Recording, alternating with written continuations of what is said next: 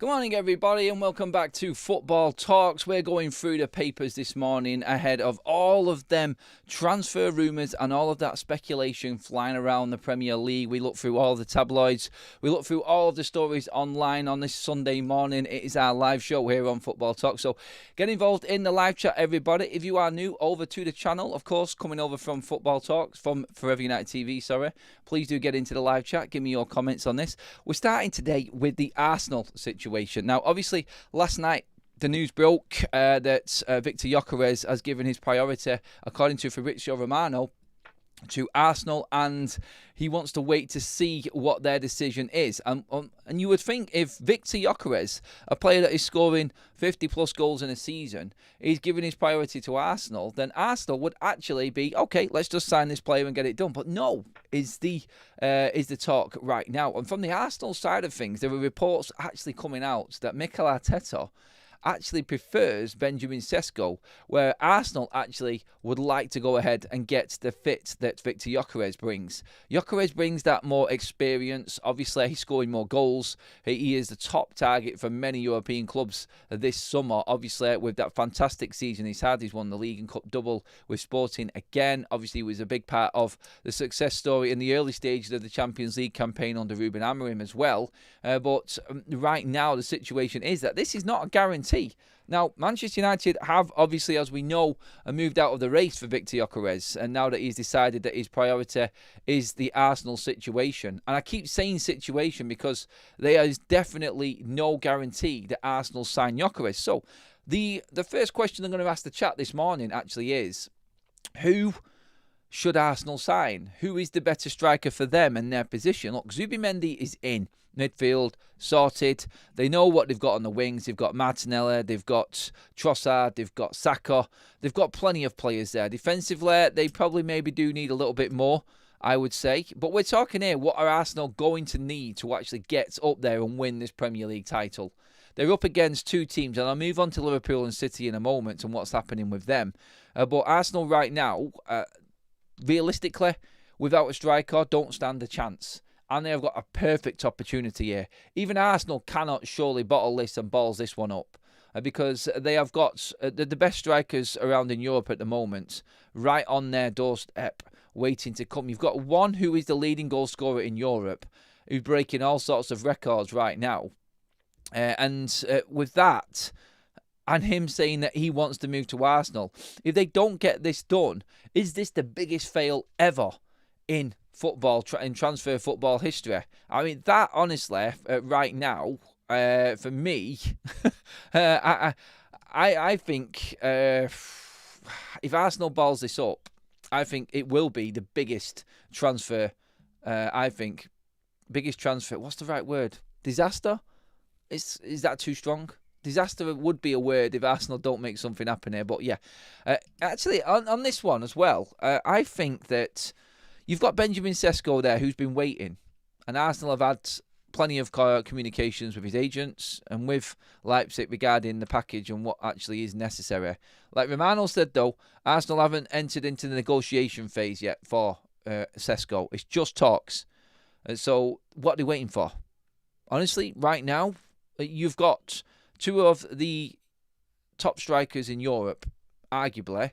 Obviously, Sesko is behind goals-wise, but you see the potential. He's got 5 years on Victor Gyökeres anyway, so he could actually reach them marks. He's doing better now at this age than Victor Gyökeres ever was at that age, so let's remember that also. So room to grow. Is that the deciding factor in this? Is it longevity? Are they thinking that they've got a striker that they could have for years to come? Or should Arsenal in their position right now and how long they have been challenging at the top and failing, which it is because they haven't won anything, should they just get the ready-made striker right now and commit to that? In fact, Victor Gyökeres in all of this, and according to the reports, is cheaper than Benjamin Sesko as well. You've got the striker that's scored more goals, who's got the more experience, what Arsenal need right now, who's more of a guarantee, in my opinion. You tell me in the chat if you don't think it is. And you've got a striker there that is younger, more unproven, I would say. Hasn't scored as many goals, who's more expensive. Which way would you go in all of this? I honestly, I don't understand Arsenal's position. I think if Gyökeres wants to go, you should go out and get Victor Gyökeres. That puts you right up there with the likes of Arsenal and Manchester City, in my opinion. I think Arsenal can compete with anybody on their day. But with what City and Liverpool are both doing now in the transfer market after the seasons that they had, I think Arsenal need to get a shift here. Like, honestly, don't ruin this. Don't let this chance slip you by. I don't think they will. I think we will actually see that Arsenal will bring the right striker in. That's going to divide opinion in terms of who they actually do sign, of course. But still, I think they will make this happen. But again, could they? No. They're not going to balls this up, are they? Why don't they just get Gyökeres? I mean, who would you bring in? I've said in the poll, like, if bringing Gyökeres or Sesko in to Arsenal, would this give them the opportunity to go out and win the league? Is that enough for Arsenal to win the league?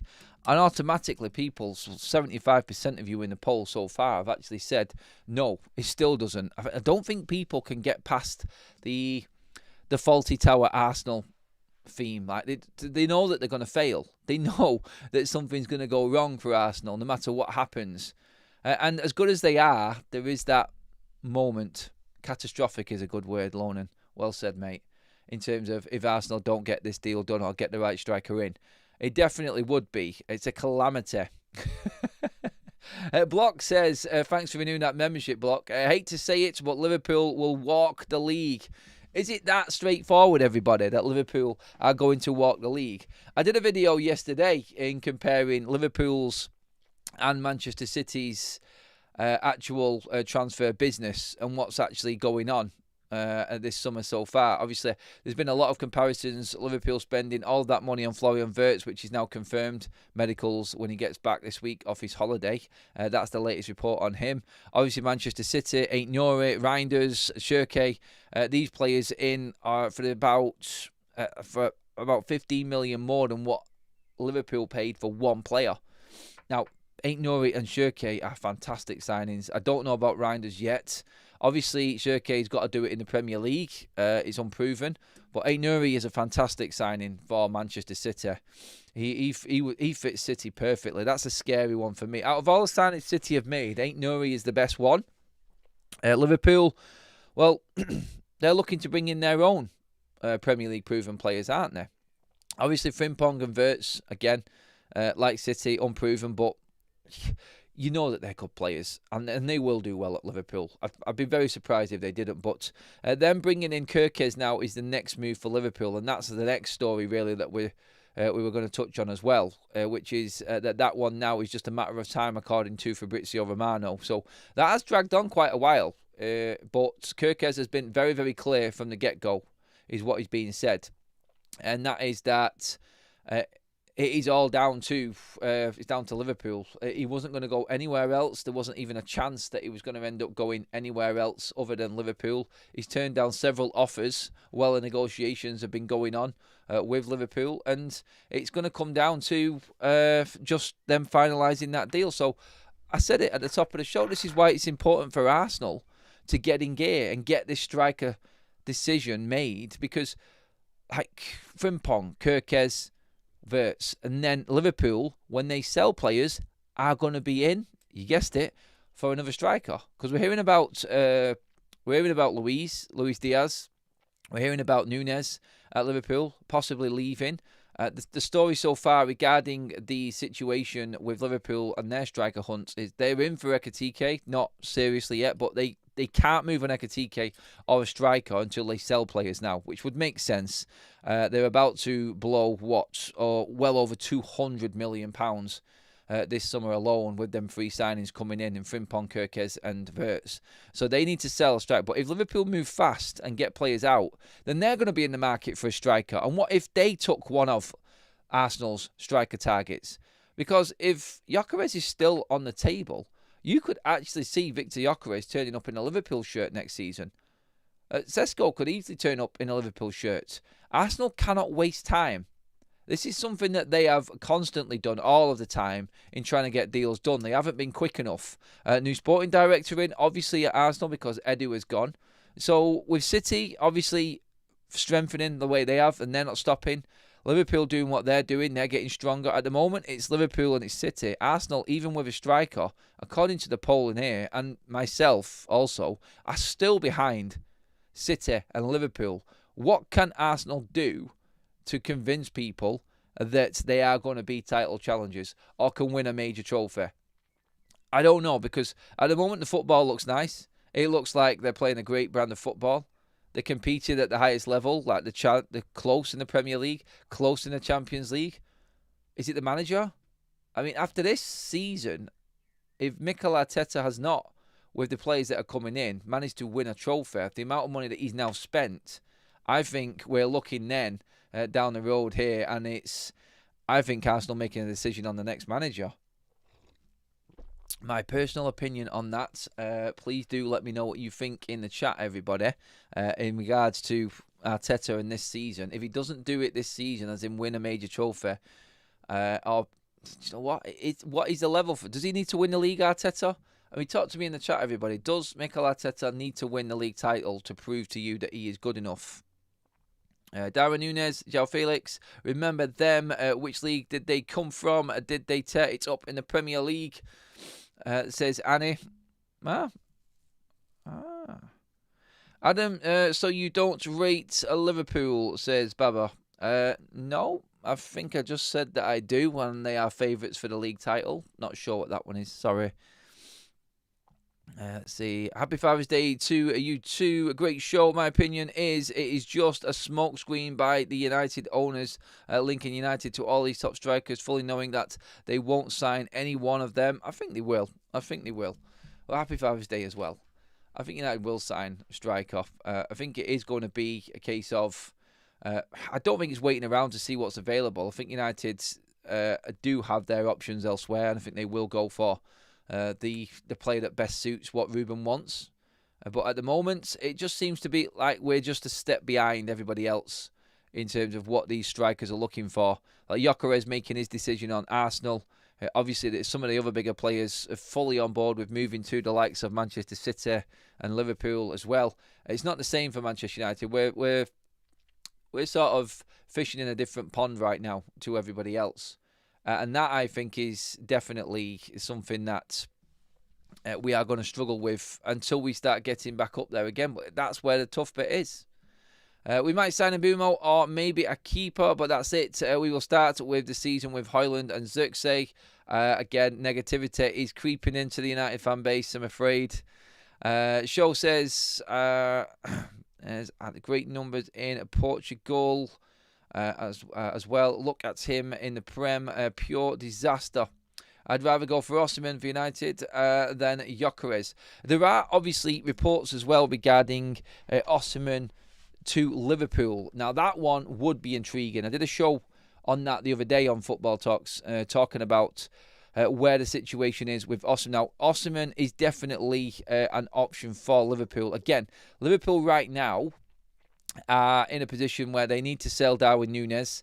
That's looking likely to the Saudi Pro League right now, and where we're at with that one. So if Darwin Núñez moves, then Liverpool have got multiple striker options because they have got the money and the structure in place to bring in a striker very, very quickly. So no panic or drama from Liverpool. They've got their business done efficiently and are leading the way at the moment, I think. They're even beating Manchester City in terms of the quality of players they brought in and spent. And you can always argue that Liverpool has spent an absolute fortune so far this window, but look at the quality of the players that are coming in. It shouldn't be judged. I don't think transfers should be judged, or business should be judged on how much you spend. It should be judged on what you've bought in and what you've actually got. And I think Liverpool, if you were asking Liverpool fans, after winning the Premier League title, you were going to go and bring in Kerkez, Frimpong and Florian Wirtz in the first month of the transfer window with potential to sign a striker having sold Darwin Núñez. They'd be thinking it was Christmas and birthdays and everything all rolled into one. Father's Day as well, for that matter. But it's scary to think what Liverpool could be again next season. And could this actually be Liverpool's first successful defence of the Premier League the second time around? We will see, won't we? But a forward line of Osimhen, Salah and Wirtz next season would be hard to match that or compete against that. That would be very, very scary indeed. Don't forget, everybody, this week, in fact, the Premier League fixtures are also out. So everybody's glued to seeing what the start of the season would be as well. So that's coming this week as well with all of the transfer news on top. By the way, the transfer window does open again tomorrow.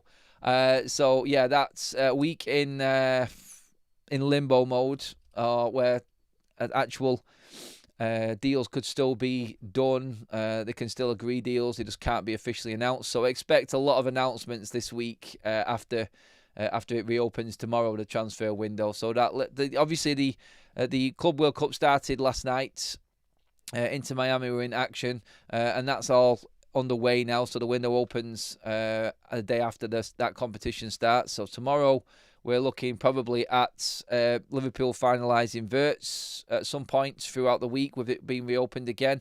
I expect Kirkes to be announced. Obviously, you could see Zubimendi fully officially announced for Arsenal as well in this time now. And everything that's been done and been talked about, you're going to start seeing the pictures of the players with the shirts and everything going forward, I think now officially put in place. And I've said this before, I've said this on Forever United TV as well. The pre-season is not far away now. Like the start of the new season, obviously it seems like a million miles away, but in a couple of weeks we're going to be into July and teams will be back in pre-season then. So pre-season is effectively 2 weeks away now. So a lot of clubs like to get deals done and transfers over the line before the before the pre-season officially starts. So I think we're about to see a good 2 weeks of action here now with everything going on. And I think Manchester United, Liverpool, Tottenham, Arsenal, everybody that's fighting for them European spots, Newcastle as well, now starting to kick into gear. Obviously, we're hearing as well that Newcastle with Anthony Elanga, that is a really interesting one. They're also interested in Jack Grealish also as well. After missing out on Mbumo, there's going to be a lot of moving. So Newcastle in for Anthony Elanga would be an interesting one. Interesting for Man United fans as well because United do have a sell-on clause on Anthony Elanga. And the price for Nottingham Forest is apparently 50 million. That's their asking price. So maybe a little bit more change coming Manchester United's way regarding an Anthony Elanga signing. And that could be interesting. But Anthony Elanga in a Newcastle team, Gordon one side, Elanga the other side. That's a fast forward line, that, isn't it? That would be quite scary next season. So it's going to be good to see how Newcastle actually handle the Champions League again this time. Are they going to get it right this time? Because of, obviously, struggling the first time, then falling away last season. Back in it now, have they learnt from that first season in the Champions League and can they get it right this time? We'll see on that one. But yeah, Newcastle, a movement on Jack Grealish possibly, and Anthony Elanga. They're the big players that they're looking at right now. Also, in terms of Jack Grealish, we talked about this in the week, but Jack Grealish to Everton potentially, which is very, very interesting. Everton and Newcastle leading the way. Manchester City will definitely sell Jack Grealish this transfer window. So that, I think, is going to be an interesting one to keep an eye on as well. I do believe that Grealish and McAtee will both leave Manchester City to make way for the signings that have come in. So City and both Liverpool now looking, with all of the business that they have done, to try and start moving players on and get players out of the door. Obviously, City looking to bring in some 100% profit on James McAtee as well, which is going to be, again, helping them balance their books. We are expecting the, obviously, financial results, not financial results, we know what the results are, but the court case, the 115 charges for Manchester City, apparently we are very, very close to this happening now. I'm finding out.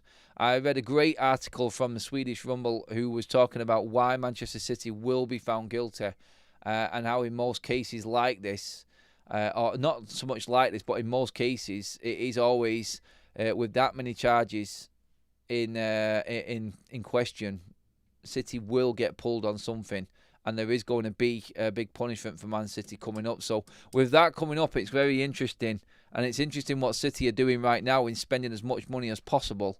Is that in thinking that they don't care? Is that I'm thinking that Manchester City are actually making sure that they've got a big enough squad in because there is a transfer ban or a points deduction coming in right now? Could that be the case for Manchester City? Get as many players in as you can because there is punishment coming their way. We are about, and we should have already in spring heard about what was happening with Manchester City's case, but it seems to have been way delayed and is now, obviously, we're moving into the summer months. It's way behind, so everyone's questioning what is happening right now, but the reports going around are that Manchester City's case is going to be known. The verdict is coming very, very soon, so again, a lot going on. Obviously, the fixtures coming out, City's case, the transfer window, the Club World Cup. There's so much going on around everywhere right now. Let's get into some of the comments on everything that we've been speaking about there. Talk to me about everything you want to. They're the main headlines going around at the moment. Obviously, with the window opening tomorrow, we're going to be finding out a lot more deals that are going to get finalised, so we can bring a little bit more detail probably in next week's show. But these are the rumours flying around at the moment. There's a lot going on. Let's get some comments in. Gary says, Saudis have beaten Ratcliffe for the first Wembley of the North. Newcastle new 70,000 stadium, best in Europe.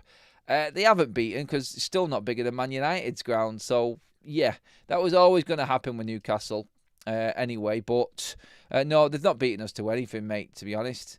Obviously, again, Newcastle still not managing to get higher than Manchester United's attendance, even with their new stadium.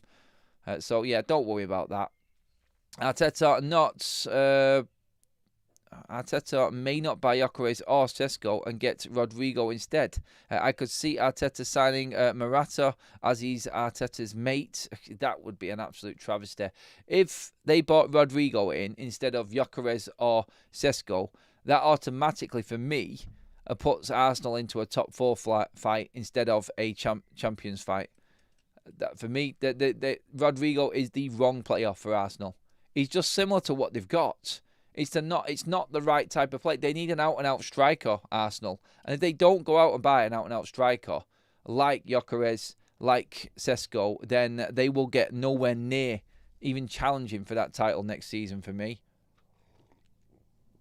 It needs to be the right type of player, I think. Don't blame the manager. If Arsenal finished second, it would have been great. It would have been the best season of his career. Arsenal not being quick enough to sign players. Neither are Man United. We are both at the same level, says Henry. We've already signed a player in Cunha, and we're close to getting a Mbumo done. So I don't think so. I think the indecisiveness about Arsenal and the striker is what we're talking about, not signings in general for Arsenal. I feel like why is he waiting so long to make his decision on this striker? You've got both on the line at the moment. Make the choice. Don't lose them, for God's sake. Make sure that you do give the video a like, everybody. We're creeping up to that 100 like mark for the live show, which is great. If you could also make sure that you hit that subscribe button as well. We are doing daily content here on Football Talks now as well. So very, very busy. So show your appreciation with a like and hit that subscribe button as well, everyone. We do like to do the odd live show here as well, just to gauge some thoughts on everything that's going on from other fans as well around. Let's see now. City going to start with -30. There is a big point deduction coming City's way, according to the reports, if they are found guilty. Big points deduction is a definite. They cannot be relegated, by the way. City cannot be relegated in these rules. I think I've listened to Kieran Maguire talk about this, actually. Football finance experts, but they can have substantial amounts of points deducted, which pretty much confirms relegation, if you get what I mean. They cannot just be sent down automatically. It will be a massive point deduction, probably a transfer ban as well, and I think that will be enough. If they get like -30 points for the start of the season, you could. What for City would be relegation in terms of minus points? If you're thinking they're getting upwards near 70 to 80 points a season, you'd have to be giving Manchester City, a 50-point deduction for them to be relegated, I think. That's what it would work out at. I don't know how this is going to work, by the way. I don't know what the punishments are. I don't know what the penalties are going to be. I think this is why it might be taking too long, possibly. Let's see what else we've got in here. Sandy Rodrigo instead of a striker would be a very Arsenal thing to do. Yes, Liam, that would definitely be an Arsenal thing. Lauren says, you need to look at the deal. It's not £150, is it?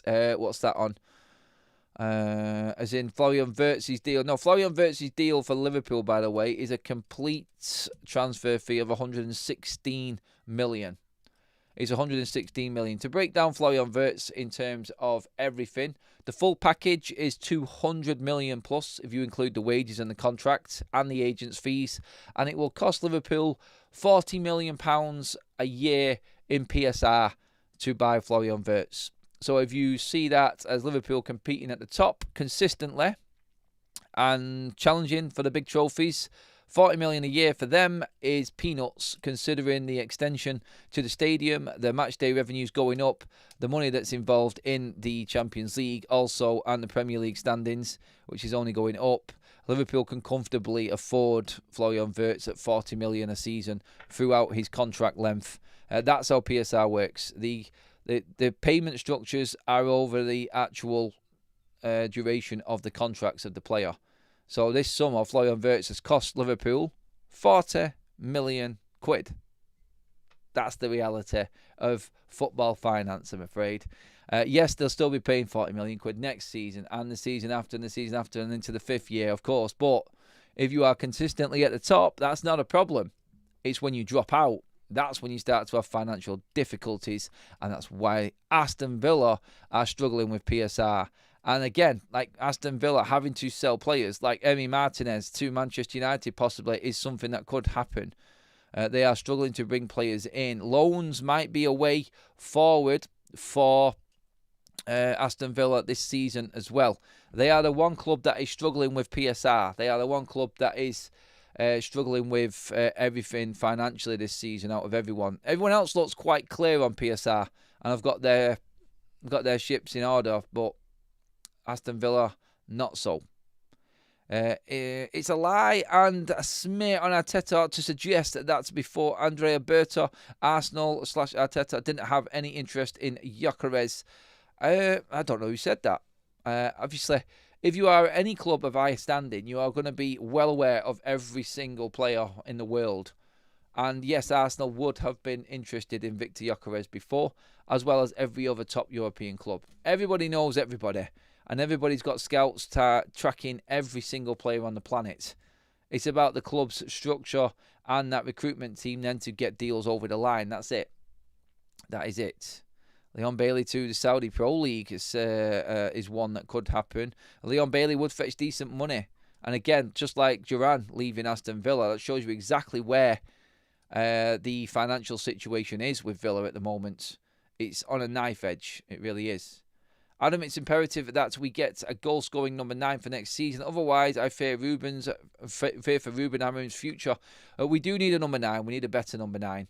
We have got more goals in Cunha, and we have got more in Mbeumo once that deal gets done. But obviously, we do need to make sure that we are covered and we add some more goals in that number 9. So many teams in the Premier League, all in one summer transfer window, all needing number 9s. It's crazy, isn't it? Absolutely crazy. Chelsea, Liverpool, Arsenal, United, Villa. There's loads of them. And it should be an exciting Premier League season next season anyway, if anything. We've got some good players coming in. Ross in the chat says, if they can't hold the punishment to City in the courts, I am concerned about Newcastle spending huge. Oh, yep, you are dead right. If the Premier League don't win against Manchester City, then the Premier League's authority over every one of its members, being the clubs obviously in the Premier League, goes out the window, doesn't it? And then a fear for the structure of the Premier League from that point. It could open up the floodgates.